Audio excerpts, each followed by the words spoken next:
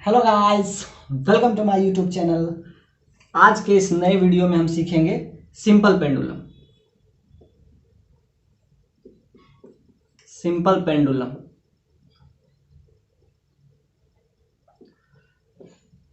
जैसा कि पेंडुलम आप देखे होंगे यूजुअली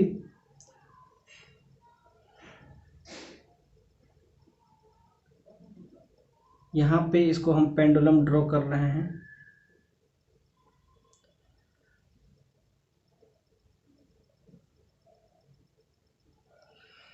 इधर इसका वेलोसिटी है v। समझिए कि ये इसके साथ वर्टिकल के साथ थीटा एंगल बना रहा है। ये आपका सिंपल पेंडुलम है। यहाँ पे इसका वर्टेक्स से और इस वर्टेक्स से ये थीटा एंगल समझिए कि यहाँ पे ये बना रहा है। अब इसका हमको क्या लिखना है, इसको एसएचएम में हमको देखना है। सिंपल सा बात है, पेंडुलम आगे जाएगा फिर वापस से आएगा। अब इसका हम एक एक करके डिस्कस करेंगे कि सिंपल पेंडुलम होता क्या है। तो इस पॉइंट पे आते हुए इसका वेलोसिटी v है। अब ध्यान से देखिए, अगर ये v है तो यहां से समझिए कि इस पे फोर्स जो लगेगा, अगर इसका मास हम स्मॉल m लिए इस पेंडुलम का, तो नीचे फोर्स लगेगा। जैसा कि आपको पता है नीचे हमेशा की तरह क्या फोर्स लगता है, mg। और इसको थोड़ा सा आगे एक्सटेंड करेंगे तो ये आपका लग जाएगा थीटा एंगल बनाएगा। थीटा एंगल बना रहा है तो क्या हो जाएगा, mg नीचे है तो इधर कंपोनेंट जो हो जाएगा, ये कंपोनेंट हो जाएगा mg। जो थीटा के साथ जो एंगल बनाता है वो कॉस कंपोनेंट होता है, याद रखिएगा। तो ये हो गया mg cos थीटा। और इसके जस्ट परपेंडिकुलर एक इधर लगेगा। इसका दो कंपोनेंट में तो ब्रेक किए, तो एक जो कंपोनेंट है जिसके साथ एंगल वो बना रहा है इसका 90 डिग्री। इसको सिंपल सा बात है, दो कंपोनेंट में ब्रेक किए, ये आपका है mg को इस कंपोनेंट में ब्रेक किए, इसी को इस जो इसका लाइन है इसको आगे हम एक्सटेंड किए, तो इसके साथ क्या बना रहा है, थीटा एंगल बना रहा है। तो mg के साथ ये mg cos थीटा, इसके साथ गया mg cos थीटा, और ये आपका हो जाएगा उसके जस्ट परपेंडिकुलर, ये हो जाएगा mg sin थीटा। ध्यान से देखिए, दो कंपोनेंट होता है, एक जिसके साथ थीटा एंगल बना रहा है, वर्टिकल के साथ ये थीटा एंगल बना रहा है, थीटा एंगल है, तो इसका mg का ये कंपोनेंट जो होगा वो होगा cos थीटा, और ये जो स्लाइटली कंपोनेंट है ये उसके जस्ट परपेंडिकुलर वो हो जाएगा आपका mg sin थीटा। अब ध्यान से देखते हैं, इसका वेलोसिटी इस पॉइंट पे है v, तो जो आगे फोर्स लगेगा वही पीछे फोर्स लगेगा। तो जितना आगे एट इक्विलिब्रियम लिखिएगा, एट इक्विलिब्रियम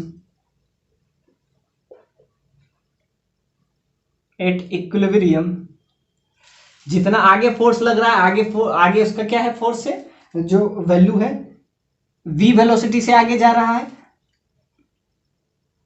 तो ये हो जाएगा mg, इसका हो जाएगा g sin थीटा। इसका अगर आप देखें, ये v वेलोसिटी से आगे जा रहा है, वही फोर्स इधर लग रहा है, तो दोनों एक दूसरे को इक्वेट कर देंगे।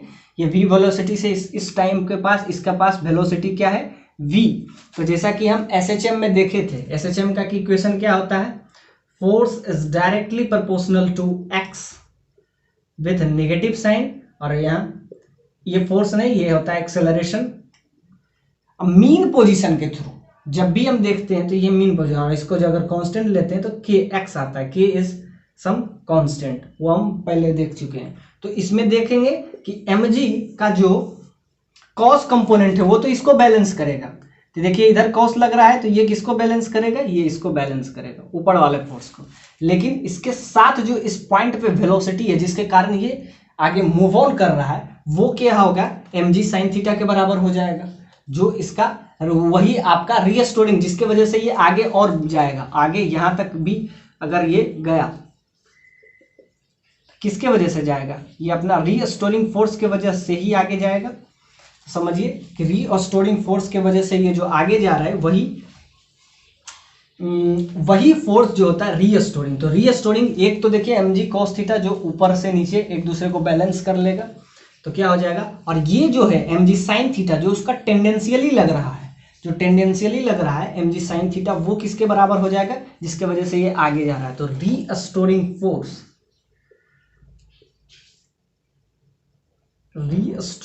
फोर्स का जो वैल्यू होगा उसको लिखेंगे एफ आर से डिनोट करेंगे, और उसका वैल्यू क्या होगा, उसका वैल्यू है, देखिए ये वाला आपस में एक दूसरे को बैलेंस कर देगा, जो आगे लग रहा है वो पीछे लगेगा, तो एट इक्विलिब्रियम लिखिएगा, तो जो आगे लग रहा है तो ये आपका एफ आर के बराबर हो जाएगा। इसी को कहते हैं आप रीस्टोरिंग फोर्स। एसएचएम में इसको हम बोले हैं रीस्टोरिंग फोर्स, जिसके वजह से ये आगे एक्सटेंड हुआ, ये आगे थोड़ा सा और जाएगा। ये बॉल यहाँ पे समझिए कि ये अगर P पॉइंट है तो ये Q पॉइंट तक पहुंचेगा, क्यों, क्योंकि इस पे एक फोर्स लग रहा है, उसको कहते हैं रीस्टोरिंग फोर्स इन एसएचएम। अब वो किसके बराबर हो जाएगा, ऑफ कोर्स बराबर हो जाएगा mg sin थीटा के। तो रीस्टोरिंग फोर्स जो हो गया वो किसके बराबर हो गया, एक तो यहां से भी आप समझ सकते हैं रीस्टोरिंग फोर्स एक equilibrium position, at equilibrium. Equilibrium में क्या होगा, जब ये समझिए एक पॉइंट के लिए आप ये समझिए कि ये बॉल यहाँ पे रुका हुआ है, तो जितना आगे फोर्स उतना पीछे, तो आगे जो ले जा रहा है उस फोर्स का नाम क्या बोलते हैं, रीस्टोरिंग के वजह से ही ये आगे जा रहा है, तो एफ आर हो जाएगा। इसको क्या कहते हैं, इसको बोलते हैं रीस्टोरिंग फोर्स। रीस्टोरिंग फोर्स जो कि आगे इसको ले जा रहा है, वही पीछे जो लाएगा वो उसके बराबर हो जाएगा। तो at equilibrium F R is equal to, ये हो जाएगा, इस साइड लग रहा है mg sin थीटा। तो एट इक्विलिब्रियम जितना आगे फोर्स लग रहा है उतना पीछे लगेगा, तो यहां से आ जाएगा mg sin थीटा, और theta is very very small. If theta is very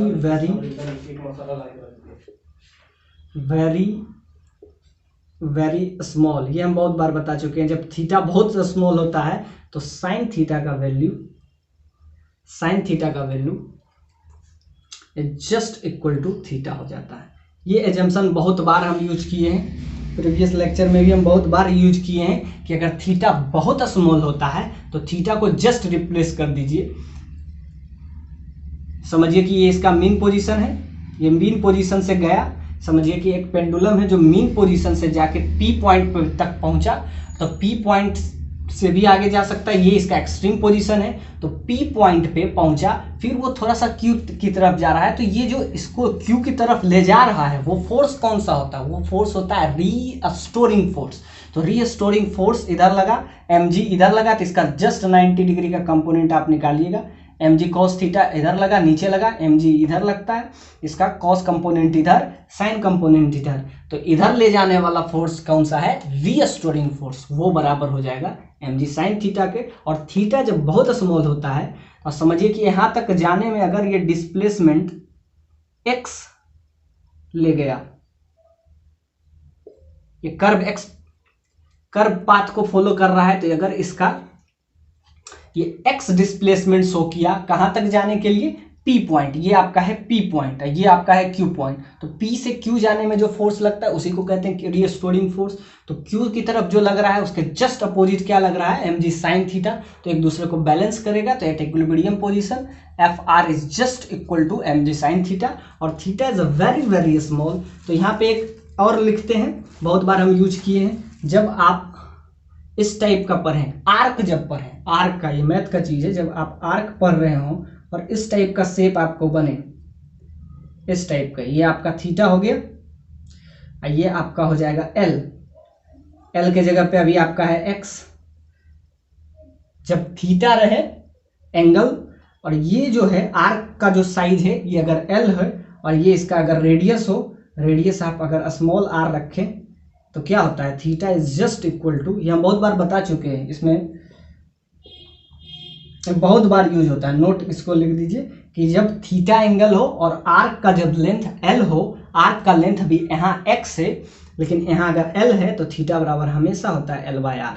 are क्या है? इसका रेडियस। अब ध्यान से देखिए, ये जो है आर्क जो है यहाँ पे एक्स है और ये अगर इसका पेंडुलम का रेडियस अगर हम कैपिटल आर लेंगे,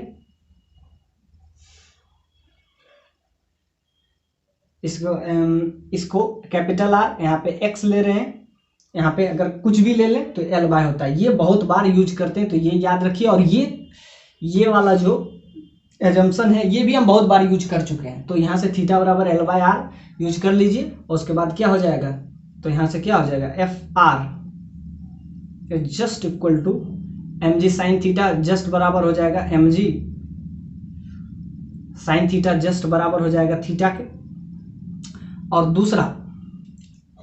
दूसरा मोशन किधर हो रहा है, ध्यान से देखिए, फोर्स आगे लग रहा है, फोर्स जो है एम जी साइन थीटा पीछे लग रहा है, डिस्प्लेसमेंट किधर हो रहा है, आगे हो रहा है, तो निगेटिव साइन एक आएगा ना, एक निगेटिव साइन। निगेटिव साइन क्या कह रहा है कि एम जी साइन थीटा चाह रहा है कि नीचे आए लेकिन जा रहा है आगे, तो डिस्प्लेसमेंट अपोजिट हो रहा है तो निगेटिव साइन।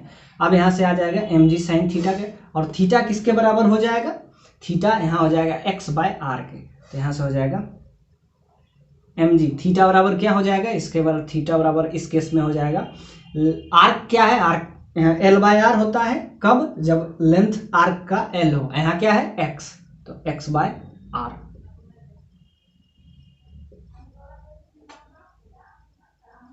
अब इसको यहाँ पे पुट कर दीजिए, थीटा बराबर क्या हो जाएगा, निगेटिव साइन क्या कह रहा है कि फोर्स mg नीचे जा रहा है लेकिन अपोजिट जा रहा है, जिसके वजह से इस पे निगेटिव साइन आता है, तो माइनस थीटा बराबर अगर x बाय यहाँ r लिखें, और r किस क्या है, रेडियस है, तो यहाँ से एफ आर का बराबर आ जाएगा, तो ये आपका आ गया सिंपली एफ आर का वैल्यू। एफ आर क्या है, रीस्टोरिंग फोर्स का वैल्यू क्या आ गया। इस दिस सिंपल पेंडुलम के केस में क्या आ जाएगा आपका, आर का value m g by x by R, तो यहाँ से आ जाएगा। निगेटिव साइन क्या कह रहा है कि फोर्स इधर लग रहा है लेकिन डिस्प्लेसमेंट हमेशा ऊपर होता है, तो ये भी आप समझ लीजिए कि डिस्प्लेसमेंट जिधर हो रहा है अगर फोर्स भी उधर रहता है तो वो जो पॉजिटिव होता है, लेकिन अपोजिट अगर होगा तो निगेटिव साइन। निगेटिव साइन ये कह रहा है कि एम जी चाह रहा है कि ये नीचे आए लेकिन जा किधर रहा है, ऊपर जा रहा है, तो यहाँ से एम जी थीटा का वैल्यू क्या हो जाएगा, एक्स बाय आर। अब ध्यान से देखिए, इसमें फोर्स बराबर हो जाता है एम ए, ये तो आपको पता ही है, तो ये रीस्टोरिंग फोर्स क्या हो जाएगा, रीस्टोरिंग फोर्स कितना बराबर हो जाता है, F R is just equal to ये आपका हो जाता है, फोर्स जो होता है एम ए के बराबर हो जाता है। ए क्या है, उसका एक्सेलरेशन, यहाँ पे एक्सेलरेशन को हम एफ से हमेशा डिनोट करते हैं, तो यहाँ से जस्ट पुट कर देंगे minus m g x by R that is equal to m f, तो यहाँ से एफ से एम से एम कैंसिल हो जाएगा और आपका क्या आ जाएगा, g into x by r with negative sign, ये आपका हो जाएगा एफ। एफ क्या है यहाँ पे, acceleration of pendulum, acceleration of pendulum. अब ध्यान से देखते हैं, इसका टाइम पीरियड निकालते हैं। टाइम पीरियड क्या होता है, और जो भी कांस्टेंट टर्म आता है वो क्या हो जाता है, ओमेगा के बराबर हो जाता है।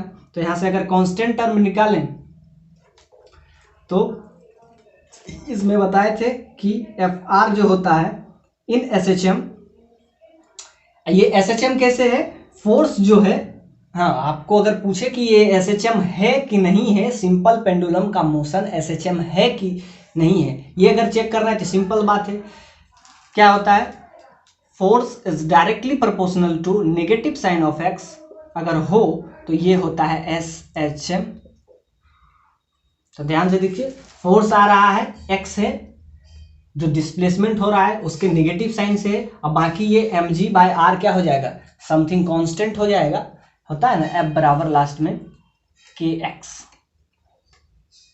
एफ आर लिखें, restoring force is just equal to k x. अब के बराबर हो जाएगा mg/r, तो यानी कि हाँ इट इज SHM। अब तो अगर SHM है तो टाइम पीरियड निकालिए, टाइम पीरियड निकालिए, फ्रीक्वेंसी निकालिए, एंगुलर फ्रीक्वेंसी निकालिए। तो अब ये हम एक एक करके देखेंगे। तो ये अगर एक्सेलरेशन पूछा तो ये आया, तो टाइम पीरियड होता है जो कांस्टेंट टर्म होता है के ओमेगा स्क्वायर के बराबर हो जाता है। तो ओमेगा स्क्वायर क्या हो जाएगा यहाँ पे, ओमेगा स्क्वायर हो जाएगा यहाँ पे ओमेगा स्क्वायर के बराबर हो गए। पहले ये लिख लीजिए, उसके बाद हम उसका टाइम पीरियड निकालेंगे। क्या है यहाँ से, SHM है, सिंपल पेंडुलम SHM फॉलो करता है, और अब उसका टाइम पीरियड निकालेंगे। Yes, it's follow the SHM, find the time period and angular frequency. So simple pendulum SHM होता है क्योंकि ये x के डायरेक्टली प्रोपोर्शनल है, जो कि आपको विजिबल है clearly in this figure.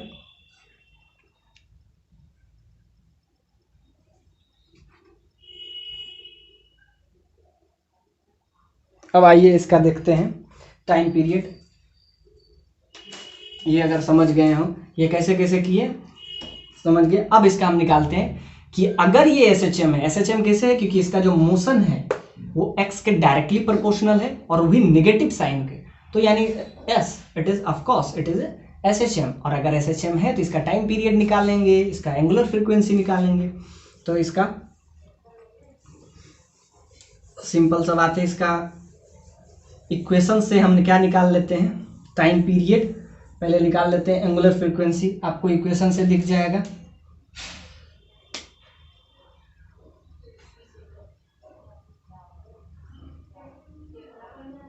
F R आपका क्या है, equal to minus mg, m तो मास है। हम इसका एक्सेलरेशन निकाल चुके हैं, एक्सेलरेशन क्या आया है, f is equal to, f क्या है, acceleration of simple pendulum,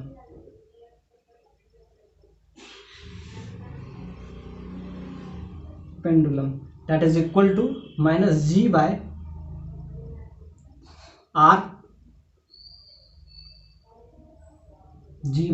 into x.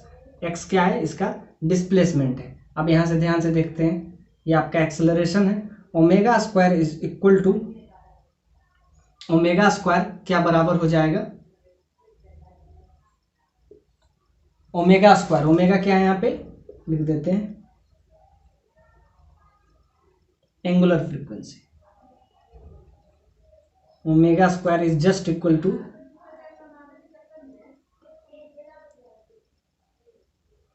Omega square जो है बराबर हो जाएगा, एक मिनट, तो इसका देख रहे थे, सिंपल सा बात है, x है डिस्प्लेसमेंट, यहां से एक ही है, ये ओमेगा स्क्वायर के बराबर हो जाएगा।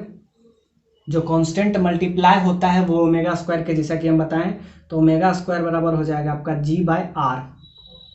तो यहाँ से ओमेगा क्या निकल जाएगा, ओमेगा आपका सिंपल निकल जाएगा √g/r। ध्यान दीजिए कहीं पे ये L भी लिया जाता है, तो इसको अगर L लेते हैं, मतलब अगर सिंपल पेंडुलम के जो लेंथ है उसको अगर L लेते हैं, हम R लेके चले हैं तो यहाँ R है, अगर क्वेश्चन में L लेके चलिएगा तो L हो जाएगा, L लेके चलिए क्योंकि L से डिफाइन होता है, L से, L क्या है, लेंथ ऑफ पेंडुलम लिख देते हैं। हम कैपिटल R लेके चल रहे थे, यहाँ पे L भी ले सकते हैं, length of pendulum, length of pendulum. अब देखिए लेंथ ऑफ पेंडुलम में यहाँ पे क्या हो जाएगा, L, तब आ गया, सिंपल सा बात है, ओमेगा आ गया, क्या आ गया, एंगुलर फ्रीक्वेंसी, एंगुलर फ्रीक्वेंसी आपका आ गया। अब निकाल लेते हैं टाइम पीरियड। टाइम पीरियड क्या होता है, 2π/ω, टाइम पीरियड हो जाएगा T4 टाइम पीरियड। अगर इसका टाइम पीरियड ओमेगा निकल गया और टाइम पीरियड निकाले, T क्या है यहाँ पे, time period of time period मतलब एक बार जाने से फिर वापस ऐसे ऐसे गया, फिर इधर आया, फिर वापस से वहीं पहुंचा, तो एक टाइम पीरियड में कितना टाइम लगेगा एक सिंपल पेंडुलम का, तो क्या होगा 2 पाई बाय ओमेगा। ओमेगा क्या आया, ओमेगा आया L by g by L, तो यहाँ हो जाएगा root over g by L. तो यहाँ से आ जाएगा आपका time period that is equal to 2 pi multiply by ऊपर जाएगा तो हो जाएगा L बाई जी। अब याद रखें कि टाइम पीरियड का फॉर्मूला क्या होता है 2 pi root over L by g. ये अब हर जगह के लिए ये इंपॉर्टेंट है, जब भी आपको सिंपल पेंडुलम का टाइम पीरियड पूछे तो आप यही निकाल के दे दीजिएगा, क्या T बराबर 2 पाई इंटू एल बाई जी। अब इस पे बहुत सारे क्वेश्चन पूछे जाएंगे। यहां से क्या हुआ कि ये सिर्फ लेंथ पे डिपेंड करता है, और दूसरा it's depend on only length of pendulum. यहां से आप ये भी कंक्लूजन निकाल सकते हैं, it is dependent on only length. Length पे डिपेंड करता है और दूसरे किस पे करता है, ग्रेविटे ये जी का वैल्यू पे, क्योंकि जी का वैल्यू भी बढ़ते घटते रहता है, तो g it's depend on length and g के वैल्यू पे, ये बस दो ही चीज पे डिपेंड करता है। तो आपसे पूछेगा आपको क्वेश्चन में कि इट्स डिपेंड ऑन ओनली, तो अब जब भी आपका टाइम पीरियड का फॉर्मूला रहे तो इतना मेहनत करने का बस एक ही नतीजा है कि टाइम पीरियड क्या होता है। तो टाइम पीरियड क्या होता है 2 by L by g, where L is the length of, where is L is the length of, L क्या है लेंथ है, किसका लेंथ है इस पेंडुलम का लेंथ है, और जी क्या है, जी तो जानते हैं कि हर जगह वैल्यू बदलता है, तो जी भी बदलता है, और दूसरा लेंथ बदलेंगे तो क्या हो जाएगा, तो सिंपल सा बात है जिसका लेंथ ज्यादा होगा उसका टाइम ज्यादा होगा, उसको टाइम ज्यादा लगेगा। यानी कि अगर ये थोड़ा सा और लंबा बनाते तो उसको क्या लगता है टाइम, तो अगर लेंथ के यानी T is directly proportional to root over L, और क्या आया T is inversely proportional to g, मतलब जी अगर बढ़ेगा, इफ सिंपल सा बात है टी अगर बढ़ा, टाइम पीरियड किस पे डिपेंड करता है एल पे जी पे, यानी कि अगर उसका लेंथ हम बढ़ाए, if L is increases then its time period is also increases. और दूसरा कंक्लूजन क्या है कि अगर जी बढ़ाए, जी भी बढ़ता घटता है, तो अगर जी बढ़ेगा तो टाइम पीरियड क्या होगा, if g is increasing then time period is decreasing. तो ये चीज है कि ये जी के इनवर्सली प्रोपोर्शनल होता है। कई बार हम जी को कांस्टेंट लेते हैं, वरना कांस्टेंट नहीं होता है। जब ग्रेविटेशनल फील्ड पढ़ेंगे तो वहां देखेंगे कि जी का वैल्यू भी अलग अलग जगह पे अलग अलग होता है, तो जी के वजह से उसका टाइम पीरियड भी चेंज करेगा। So it's only depend on L and g, length of the pendulum and the g का वैल्यू भी अलग अलग जगह पे। तो ये हम देखे पूरा सिंपल पेंडुलम, और इस पे कुछ भी क्वेश्चन पूछे, देखिए किस तरीके से क्वेश्चन पूछेगा, एल पे पूछेगा, जी पे पूछेगा, देखिए ये उसको एक एक करके डेराइव करते हैं। Types of question which based on the simple pendulum. एक बेसिक सा क्वेश्चन है, सिंपल पेंडुलम का क्वेश्चन है, equation of the angular displacement of SP simple pendulum. Theta का वैल्यू आपको दे दिया, एंगुलर डिस्प्लेसमेंट दिया हुआ, आपको क्या चाहिए टाइम पीरियड चाहिए, time period of oscillation and the length of simple pendulum. SP का मतलब सिंपल पेंडुलम। अब ध्यान से देखिए यहाँ पे क्या है, अगर आप प्रीवियस वीडियो देखे हो, अगर इक्वेशन आप इसका लिखना जानते हो तो आपको ये प्रॉब्लम बहुत इजी लगेगा, वरना ये बहुत चैलेंजिंग है। ये आपका क्वेश्चन है जो कि एग्जाम में ये पूछा गया है, उसको हम देखें, sine pi T plus pi by 6। जैसा कि अगर इक्वेशन आप पढ़े हो तो क्या था, अभी तक हम पढ़ रहे थे जो इक्वेशन था वो इस टाइप का इक्वेशन था, बस साइन ओमेगा टी प्लस 5। अब इससे हम क्या करेंगे, डायरेक्टली इसको क्या करेंगे, एनालॉजी सीखेंगे कि ये इक्वेशन है, बस ये लीनियर है, इसको कहते हैं लीनियर डिस्प्लेसमेंट। इसको क्या कहते हैं, जो क्वेश्चन में आपको दिया है, एंगुलर डिस्प्लेसमेंट। Angular displacement. अब ध्यान से देखिए, एक है एंगुलर, एक है लीनियर। जब एंगुलर है तो क्या है, एंगल में होता है, और जब लीनियर है तो समझिए कि लीनियर है। बस इसको एनालॉजी सीखना है, और अगर एनालॉजी समझ में आता है, ये इक्वेशन हम जब भी बता रहे थे तो ये इक्वेशन बताए थे, लेकिन आपको ये इक्वेशन दिया है परेशान करने के लिए, आपको एंगुलर डिस्प्लेसमेंट पूछा है, आपसे लीनियर नहीं पूछा है। कोई बात नहीं, बस इससे हम करेंगे तो सिंपल सा बात है, ए के जगह पे ये आ गया, कोई फर्क नहीं पड़ता है। ओमेगा के जगह पे क्या है, ओमेगा टी, तो ओमेगा के जगह पे हो जाएगा, एक्चुअली में ये भी इक्वेशन कुछ इस तरह होना चाहिए, π/6 साइन ओमेगा टी है प्लस 5। हम बताए थे फाई क्या होता है, फेज कांस्टेंट। फेज कांस्टेंट, ये फेज कांस्टेंट है। तो यहां पे ओमेगा के जगह पे क्या है, आप सिंपली क्या कर लेंगे, बैलेंस कर लेंगे, इक्वेटिंग बोथ साइड। इक्वेशन को आप क्या करेंगे, simply balance the equation, balance equation कर दें, सिंपल बैलेंसिंग द इक्वेशन। अब जब बैलेंस कीजिएगा तो देखिए यहाँ ओमेगा के जगह पे क्या है, ओमेगा के जगह पे पाई है, तो ओमेगा है क्या है आपका, निकल गया पाई, बस हो गया। अब आपसे क्या पूछ रहा है, find the time period of oscillation. Time period क्या होता है, टाइम पीरियड इज जस्ट 2π/ओमेगा, और ओमेगा का वैल्यू आपको क्या दिया हुआ है, पाई, तो 2π/पाई, सो कैंसिल ऑफकोर्स 2 सेकेंड। तो इसका क्या आ गया, टाइम पीरियड आ गया। इस एंगुलर फ्रीक्वेंसी का टाइम पीरियड कितना है, एंगुलर है, ये लीनियर नहीं है, तो इसका टाइम पीरियड आ गया, that is 2 second. Next question क्या पूछा है, लेंथ ऑफ सिंपल पेंडुलम। अब देखिए, अब क्वेश्चन थोड़ा सा कॉम्प्लेक्स हुआ, जिसमें सिंपल पेंडुलम का यूज है। जैसा कि अभी हम पढ़े थे, टाइम पीरियड इसका क्या होता है, 2πL/g, अभी हम पढ़े थे। अब ध्यान से देखिए, आपको टाइम पीरियड दिया हुआ है, टाइम पीरियड क्या है, 2 सेकेंड, तो 2 सेकेंड इसमें आप लगा दीजिए, 2 सेकेंड टाइम पीरियड क्या हो जाएगा, 2π, 2 सेकेंड ले आए। अब ध्यान से देखते हैं इसको, L/g, हमको L पूछा है, लेंथ पूछा है। अब एक ही अननोन है, 2 से 2 यहाँ बैलेंस कर दीजिए, π√L/g,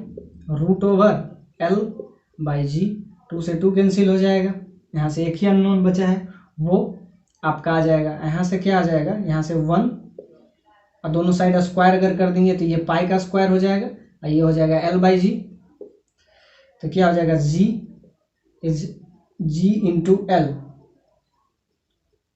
GL, दोनों को मल्टीप्लाई, यहाँ से अगर हम देखें, हमको L चाहिए, तो L छोड़ के बाकी सबको क्या कर लेंगे, इधर लेंगे, तो यहाँ से आएगा G/π²।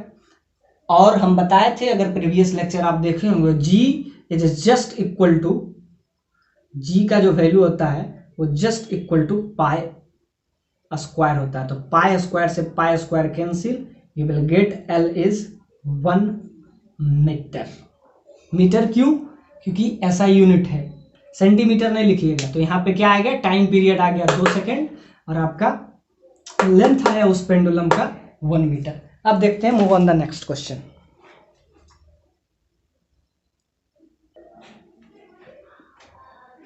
आइए अब देखते हैं एक लास्ट क्वेश्चन।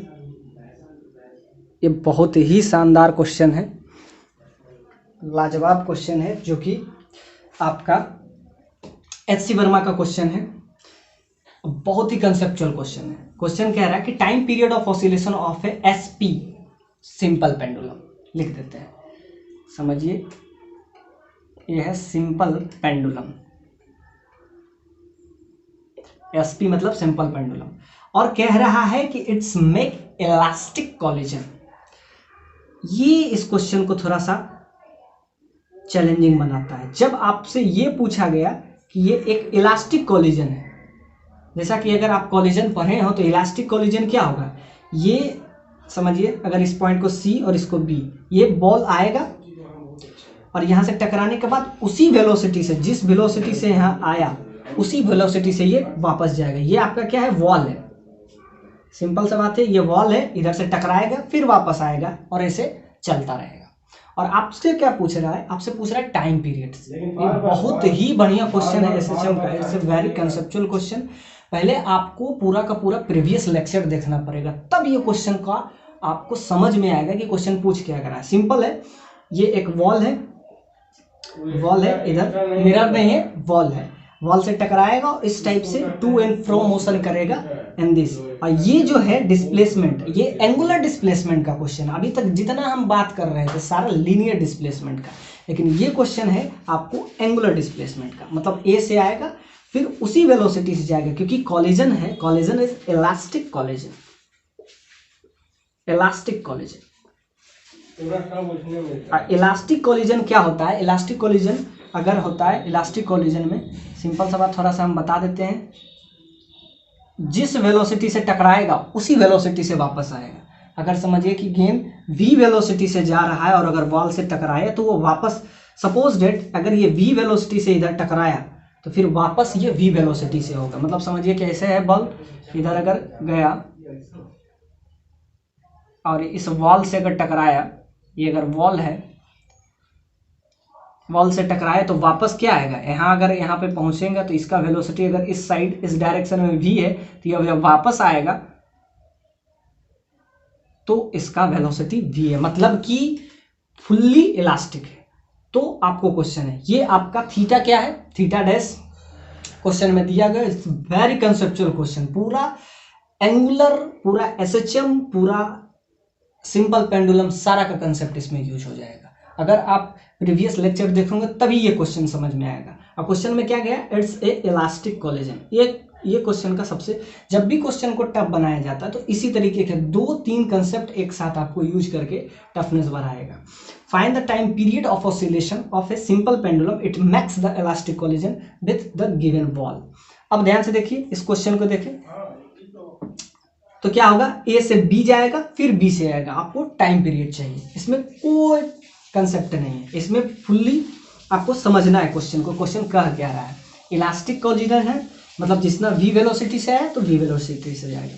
तब इसका सबसे पहले इक्वेशन लिखेंगे। एट द पॉइंट इस साइड से है, अब ये एसएचएम कर रहा है, कैसे पता चलेगा ये एसएचएम कर रहा है, सिंपल पेंडुलम है तो एसएचएम करेगा ही, ये आपको बोल दिया है। अब बीच में हम इसको रोकने के लिए इस टाइप, तो समझिए कि ये जो है आपका, अगर एसएचएम का प्रीवियस लेक्चर आप देखें तो आपको समझ में आएगा कि ये जो है आपका एक्सट्रीम पोजीशन है, एक्सट्रीम पोजीशन है।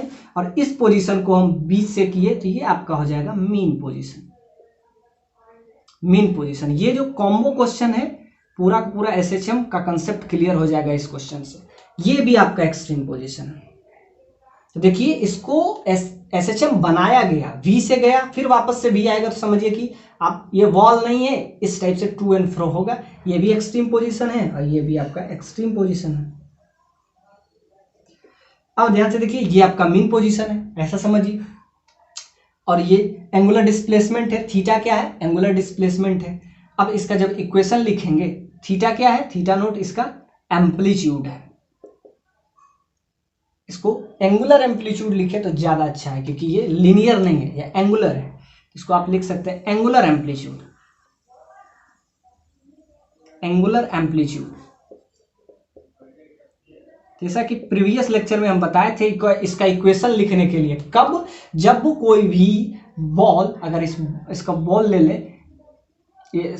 ये क्या एक्सट्रीम पोजीशन से आता है, तो हम बताए थे क्या उसका जो c होता है, यानी फेज डिफरेंस फाई जो होता है π/2 होता है। और इसका इक्वेशन भी हम बताए थे, अगर प्रीवियस लेक्चर देखें तो समझ में आएगा। हम बताए थे, लीनियर में बताते उससे एनालॉजी कर लेंगे, x is equal to a cos omega t।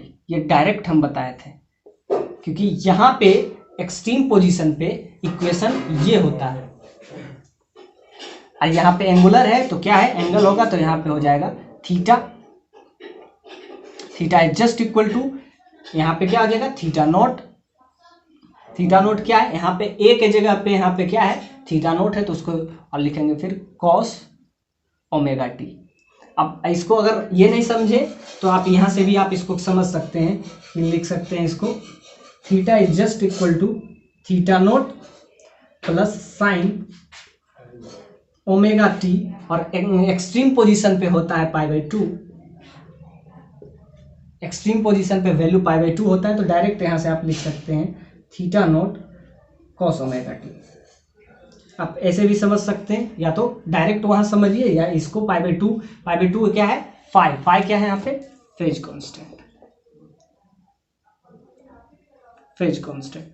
अब ध्यान से देखते हैं इस क्वेश्चन को सॉल्व करने के लिए। थीटा है ए से बी पोजीशन पे जाएगा, तो ए से जब बी पोजीशन पे जाएगा तो कितना कवर करेगा, ये डिस्टेंस कवर करेगा, ये बीटा करेगा। ये थीटा क्या होता है, ये समझिए एम्पलीट्यूड है, इसका एम्पलीट्यूड है। तो ये जो कवर किया डिस्टेंस, ये कितना कवर किया, बीटा।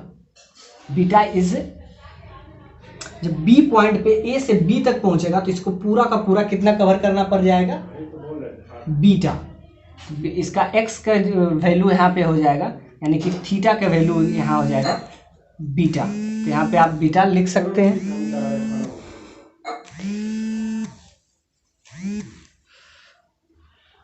आप बीटा लिख लीजिए। अब ये क्वेश्चन इजी हो जाएगा, तो यहाँ लिख दें डायरेक्ट बीटा। इसका एंगुलर डिस्प्लेसमेंट हो गया आपका बीटा,